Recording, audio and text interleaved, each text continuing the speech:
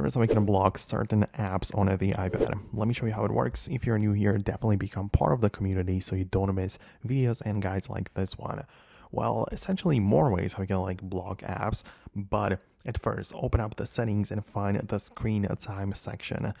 Part of that, you're going to go to the content and privacy restrictions, and there is a section for allowed apps and features, and this allows you to block apps or make them disappear from the iPad, but those which are kind of built in and which are almost impossible to delete. For example, you cannot really delete the Safari or camera from the iPad, but here you have the ability to block that type of application. So this might be useful if you mean something specific like this.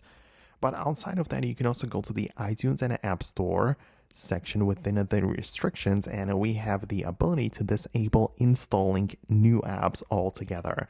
So no new application will be able to be installed, and that way you are blocking apps on the iPad. So that's something which you can definitely do as well.